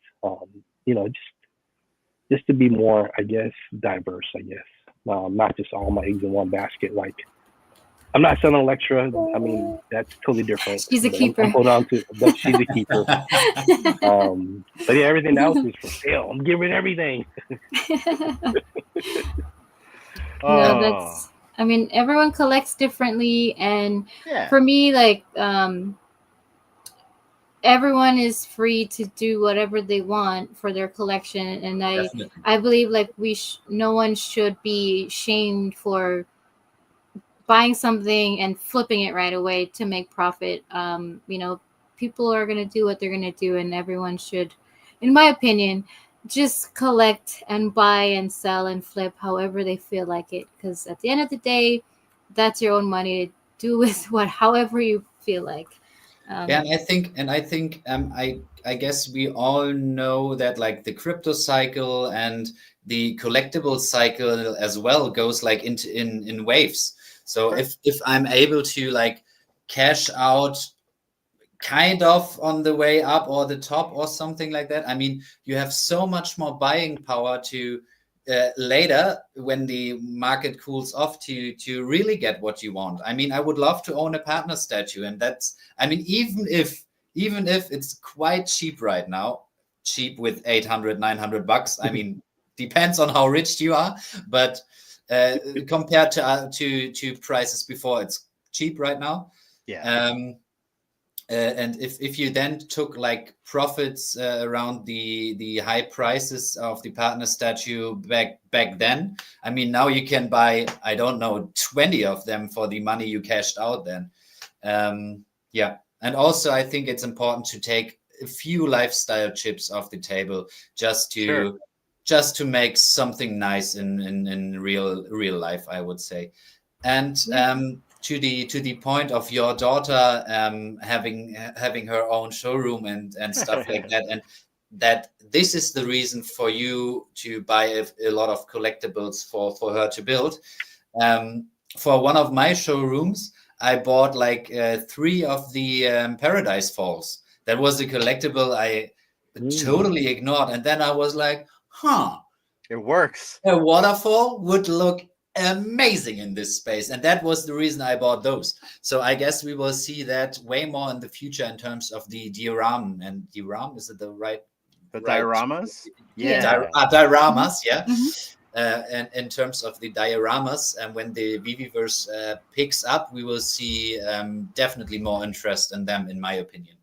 Yeah, and I think those dioramas will really play when the mobile app gets released, because no builds anymore. You can just drop and put right around, your waterfall and stuff like that. So Yeah. But yeah, Jan, awesome having you on. I'm not going to kick you out, because now we're going to air Fro's video. You're welcome to hang if you want, but I really appreciate you coming on. Yes, go ahead, D.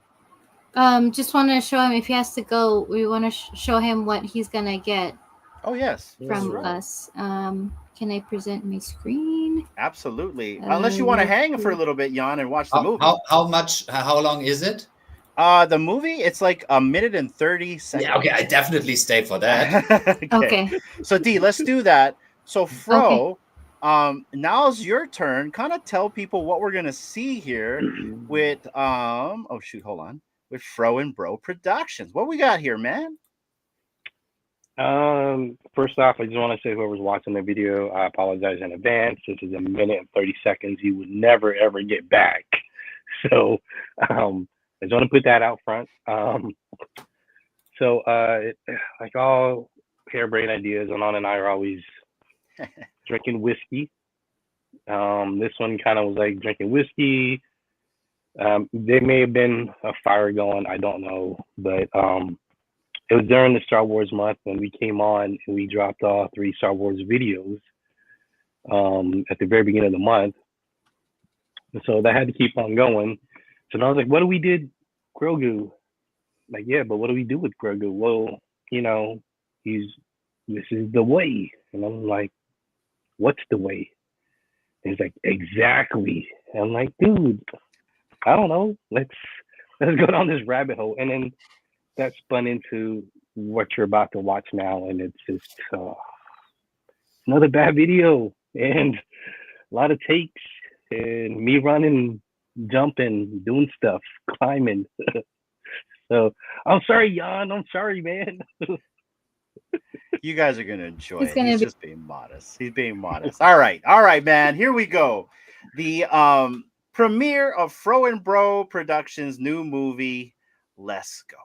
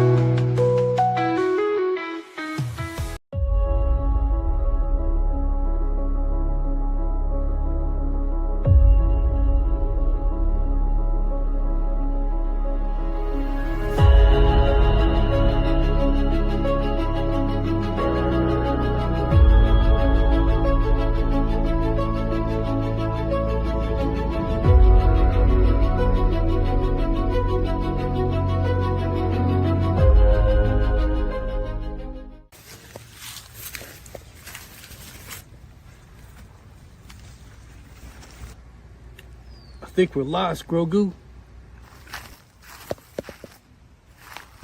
Grogu, there aren't any more frog eggs.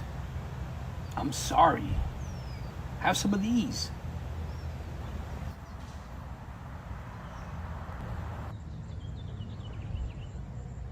All right, we'll go find some frog eggs.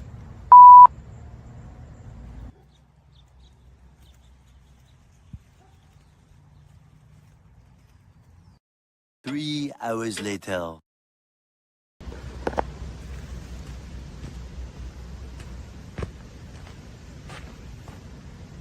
Grogu, are you sure this is the way?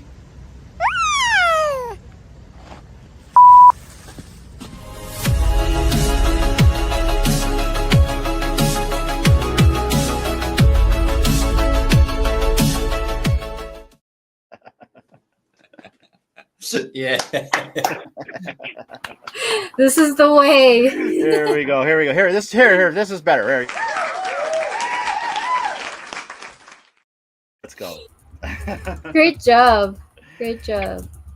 Shout out to Anon in the chat as well. Let's go right there. Everybody loves the wig and everyone. It was a good video, man. Thank you so much. Jan, what did you think of the video? I think it was funny. It was really funny. Yeah. Get those frog eggs, man. Get those frog beep. Jan, thank you so much for coming on. We really appreciate it. Before you leave, Dee has something she wants to show you. I'm ready. While Dee pops that up, Fro, awesome video as always. Shout out to Anon in the chat. Both of you guys are phenomenal when it comes to production, let alone your guys' creativity. So, Jan, we want to gift you this. This is a light parade art done by Kid Arcade. Because it has the VB logo, and also I think this would match something that you have as well. Yeah. So this is also a piece done by Kid Arcade, all hand drawn, and then he minted it. So no AI whatsoever on here. Really nice. Yeah.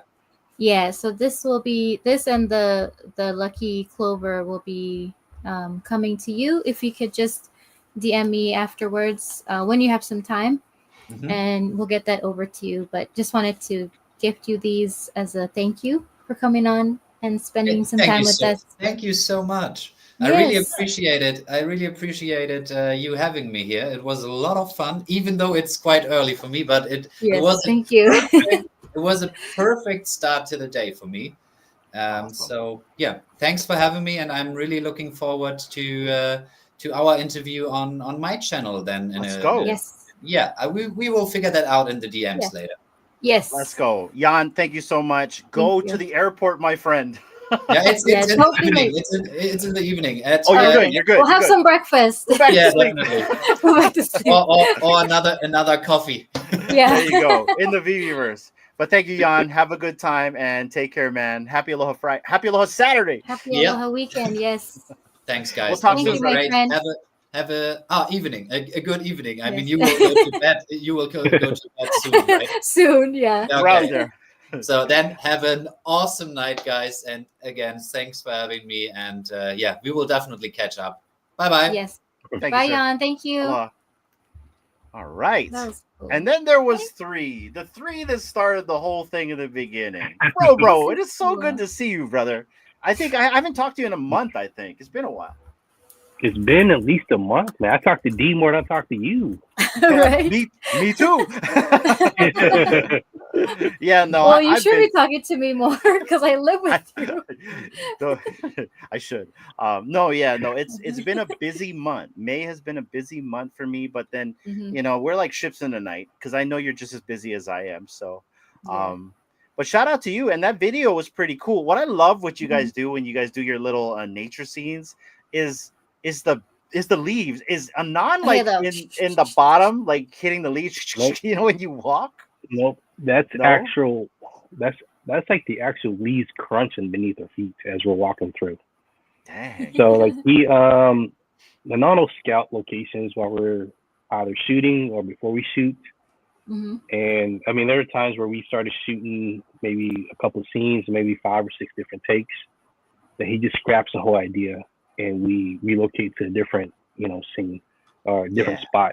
And I'm like, dang, here we go again. Let's do this again. So he has me walking through, pushing branches out of the way, hit you in the face, and like Grogu's falling off my back, and he's like leaning over, and like there's bloopers around walking through, and the dude's like way out here, like falling off, like it's so much fun, but like at the same time, it's a lot of work, man. And now it's like cracking the whip.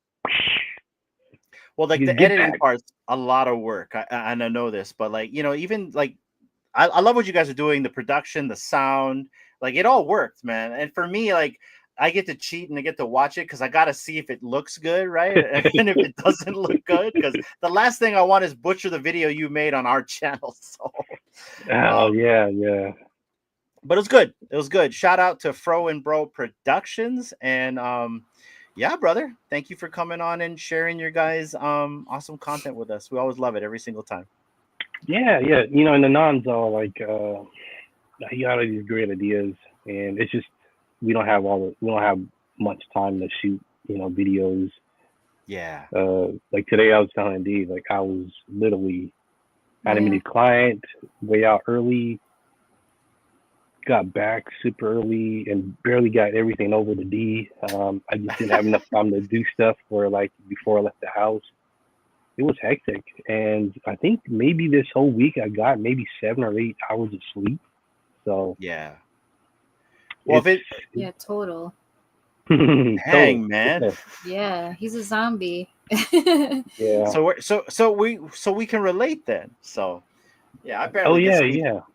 I go to sleep like maybe 2 a.m. every day. You know what I mean? You sleep that 4 hours, right? That's it. So yeah, I don't know how you guys do it, gosh. It's doing full time True Media. I mean, you have so many shows. Then you have a newborn, or not so much newborn, but a new baby. Yeah. And well, luckily then we have help now. So Yeah. last week our daughter graduated from her school to her next school, and so and I was also under the weather. So Raven and Big Bro took command of the entire channel and is part of their channel now. So they did a really good job, and I think that's what really works for us now. Is like at least now we have people that kind of like can take part of the reins, like. Right. D, I think, I don't know if this is public, but like enter the verse, Big Bro is pretty much going to be taking more control of that show, because then it also frees me up so I can do other things. So because other than Tuesday's live stream, I didn't live stream it in a week. So yeah. And even then, like I didn't get to take a break. I got so much stuff going on with work. And most times, Fro, like I'm working in between these live streams. Like if we have if you see me, like if it's morning for us, like say it's 10 o'clock in the morning, but it's like maybe 1 for you guys, Hinano is on his lunch break on the live stream, right? So yeah, we make it work, but it's a juggle. And thankfully we have Raven and Big Bro now because it's really helpful. Yeah. No, I really couldn't tell. Like it's just like you guys weren't like missing a beat at all. So, but after you explain everything, it's kind of like, oh, really? Holy smokes, they're doing all that and that. Yeah. I mean, like in the end, brother, consistency is key out here, and like the one thing we're constantly trying to do is just to make sure that True Media Group is always a part of the conversation, because you always see us every week. So yeah, you guys are everywhere. It's, like, and every time I'm driving, for better or worse. I tell D, like if I'm driving, you guys are on, I'm popping it in and I'm playing it, right? Yeah. So I can't always comment. I can't always, respond back while I'm driving. But in between stoplights and making right turns, I can just type it real quick and then keep on going. So yeah, you guys are great company for long drives. Like that, and I enjoy it. So. Well, I'm glad we don't make you crash. That's the main or like thing. Put you to sleep because we're boring. You're like, oh, like that's the last thing we want you to do, as long as you get there safely. Gosh, I didn't crash, but one time during Oz's, I think one of his get to the comics, right? I wanted to say something I had the phone. I'm at I'm at a stoplight. I'm like, oh yeah, let me pop this in real quick. Boom, drop the phone. I'm driving and the thing keeps playing, right? And I'm like, I can't say like I want to say something, but I can't because I can't dig down and Yeah. find the phone. So I'm driving it, like oh. So yeah, Safety first. Safety first. Safety first, Fro. Yeah. I know. Yeah. Well, guys, I'm gonna run a giveaway. I have a McFarlane NFT I'm gonna give away. Yeah, so let me- and Fro and Bro Production also have 3 giveaways as well. Oh, okay. Well, what are you guys giving away? Let me share that. FroBro, how did you want, like, first place, second place, third place? How did you want that run? Is there an order? No, We do there's no Kryptoni's first. whatever order you I'll be see right back. fit. I mean, that's Okay. it's totally up to you. Yeah. Okay. Okay, so we'll do it this way. So I'm gonna share the screen. So we can make it. Yeah, the first winner gets. Can you guys see the screen? You can, right? No. Oh. Oh. Hold on. I have to share it first. That will help, right? There. Aha.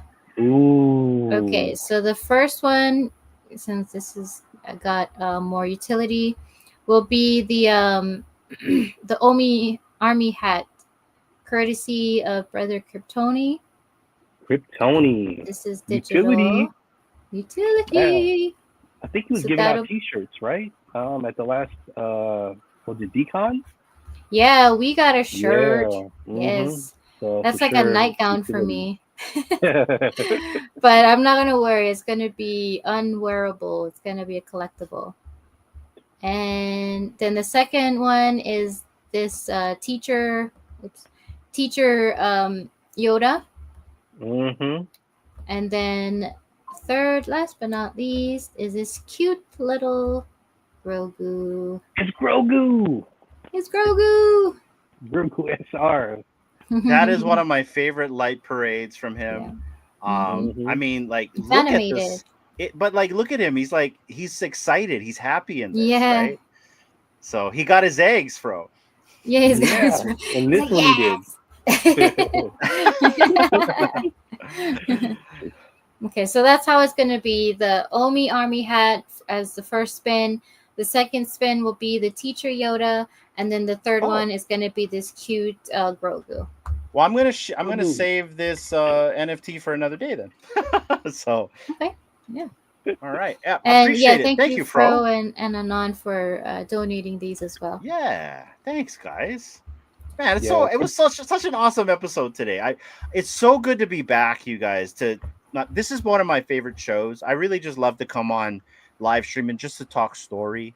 I know some people, they like to talk shop, they like to talk about collectibles. I really just like to talk with people. So Yeah. to talk with Jan and also to just kind of catch up with you, Fro. This has been great. Yeah, it's always a fun time, I think, at least for me. So guys, get your hashtags in right now. Type in the chat right now, hashtag yes you can, to win a community giveaway from Fro and Bro Productions. And guys, you can do anything. And I want you to look in the mirror and tell yourself, yes, you can. You can do anything right now. 2025 is your year. No matter what you need to do, I don't care what it is, you can tackle it. You can do it. You can make it happen. Just knock down the door, knock down the wall, whatever you got to do. Yes, you can. Type it in the chat right now, guys. Thank you so much. D, close out the show. Yeah, well, first, I know he left, but big shout out to Jan for waking up super early and being here with us on his Aloha Saturday. Great conversations. And yeah, you guys will have to catch us when we go on his channel. Also appreciate you, FroBro and Anon, in the chats there. Thank you for an awesome video and all the hard work that you guys have put into it to be able to share it with us and the community. And also always appreciate the people in the chats, watching, listening, and for the people that are not here but will catch the replay. So I appreciate each and every one of you. And I just hope everyone has a great weekend. Enjoy your Friday/Saturday. And yeah, just thank you all for being here.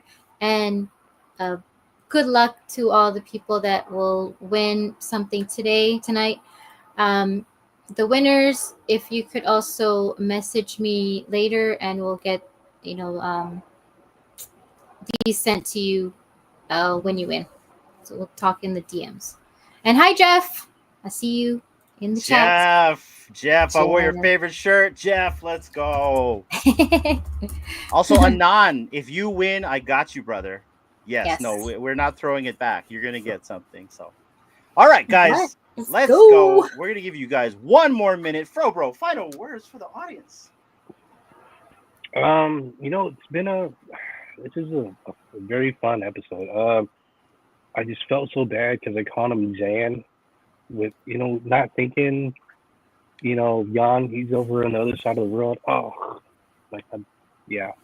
Brother, I've been calling Atem Adam for 2 years. So.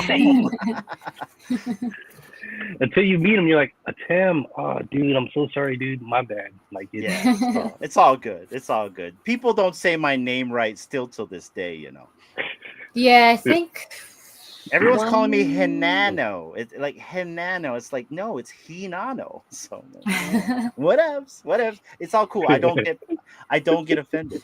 So yeah. My AI called you Hirano. I'm like, no, it's not Hirano. It did. He's Hawaiian, not Japanese. It's ready to shut that thing off. It's so funny, Hirano. He wants my shirt, D. Yikes. If I win this giveaway, can get that shirt up, Hinano. No, I think he wants you to change it, not necessarily give it to him. Can get that shirt off. But I'll mint it for you. But Jeff, Hinano's so kind. He will give you the shirt off his back, literally. Yeah, we can make that happen. I probably would. It'll be a collectible. I probably would. All right. Okay, guys, let's run this giveaway right here. The banner is gone. Let's freaking go. Good luck. We got 3 winners tonight. For the first winner right here, let's see who's going to be winner right here. Good luck, everyone. May the juju be with you. Yes. This is for the Omi Army hats. Anon! Hey, Anon! Guess what? Anon won. Because, guys, I did make sure, in case Anon won something, that he was going to get something, guys. And I'm going to show you right now what you've won, Anon. Actually, I will show you after because I'm running the giveaway tool. So we're going to show him after, guys. So the Omi Homie hat is going to go to someone else. But Anon, you did win something. I'll show you after, brother, what you won for the Omi Homie hat. Good luck, everyone. Let's see who's going to be the winner of the hat. And thank you for coming tonight. Ochoa laughs. Ochoa. Let's go. Those hands are for you. I don't know if they're washed, but let's go. They're sanitized. Utility. All right, guys. For the second winner of the night, let's see. Oh, actually, this is the third, if you think about it. But for the second winner of the FroBro production giveaways, let's see who it's going to be. Jeff is funny. Hippie 23. Let's get it. Woohoo! And that was for the, what did I say? Teacher. That's for the Yoda? Yeah, Teacher Yoda. Mm-hmm. Yep. All right, guys. And this, I'm assuming, is for the Grogu right here. This is for the Grogu, for last the giveaway eggs of the night for the frog eggs. Let's see what's going to be. Let's see. Dr. Strange! Doctor's got the game genie running in the background, and he won. Let's freaking go. Shout out to all the winners. We have... Bless you. God bless you. We had Anon. We had, who were the winners again? I forget already. We had Anon. We had and we're gonna show Ochoa? Anon's win after. Ochoa Loves won the Omi hat. Hippie 2323 won the Teacher Yoda, and Doc he won the Baby Grogu. And shout out to Anon. He won this Joker from McFarlane Toys Digital right here. This is going to you, Anon. Nice. We will check with you in the back channels on how to get this to you. Big congratulations, brother. And let's go, you guys. And this has been the show, everyone. Thank you so much for tuning in. We appreciate everyone for tuning in every single time. This has been a phenomenal show. We're going to end it with a promo from my girl Raven, and then we will see you guys next week. Take care and aloha. I grabbed the blocks and stacked them high, a pixel dream that scrapes the sky. I carve my name in bits and bytes, a digital world where I ignite. Enter the verse where the colors collide. I'm shaping a kingdom where I can reside.